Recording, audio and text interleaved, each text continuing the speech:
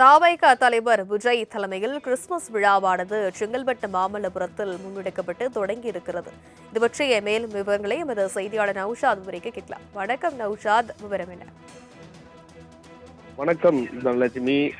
ஏற்கனவே தாவேகா சார்பாக சமத்துவ கிறிஸ்துமஸ் விழா நடைபெறும் என அறிவிப்பிட்டிருந்தார்கள்.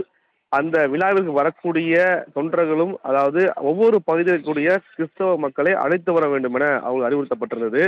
அந்த அடிப்படையில் அவர்களுக்கு QR கோடு அடிப்படையில் அவர்கள் வர வேண்டும். அதற்கு அட்டையை முன்கூட்டியே அவர்களுக்கு வழங்கப்படும் என தகவல் தெரிவிக்கப்பட்ட நிலையில், ஒவ்வொரு மாவட்ட செயலாளரிடமும் மற்றும் ஒன்றிய கிளை செயலாளரிடமும் அந்த QR கோடு அட்டை கொடுக்கப்பட்டு ஒவ்வொரு பகுதியிலிருந்து அவர்களை வரவழைக்கப்பட்டு இன்று அதிகாலை சரியாக 7 மணியிலிருந்தே தொண்டர்கள் குவிந்த ஆரம்பித்தனர்.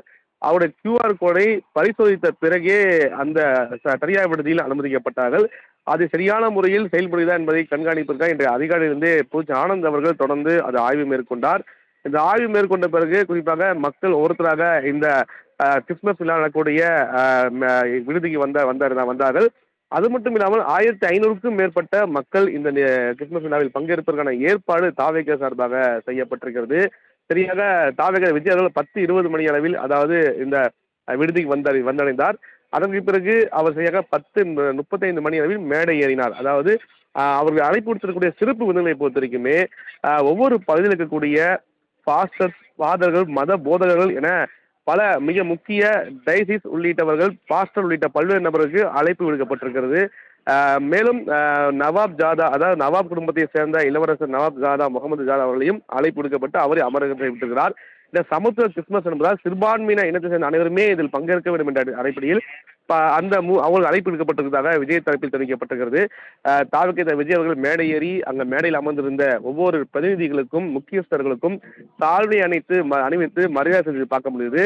அதற்கு பிறகு அவர் இந்த கிறிஸ்துமஸ் மரத்தை இருக்கக்கூடிய வெளிச்சத்தை ஒளிவிக்கும் சேர்ந்த காட்சியை நம்மளால் பார்க்க முடியுது. அப்படி அந்த ஒளிவிக்கும் போது குறிப்பாக தொண்டர் அனைவருமே கைத்தட்டி உற்சாகப்படுத்திய காட்சி கூட நம்மளால் பார்க்க முடியுது. தொடர்ந்து மிக முக்கியமாக சொல்லணும்னால், கிறிஸ்தவ மக்களுடைய கோரிக்கையை இதுவரைக்கும் ஆளும் அரசு செய்யவில்லை எனவும், அவருடைய பிரதான கோரிக்கையாக இருக்கக்கூடிய கல்லறை தோட்ட கோரிக்கை என்பது நிறைவேற்றவில்லை.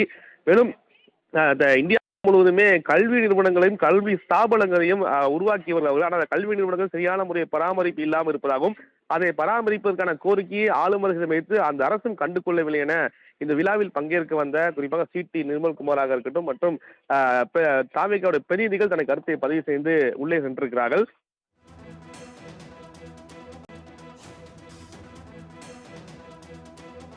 விவரங்களுக்கு நன்றி நௌஷாத்.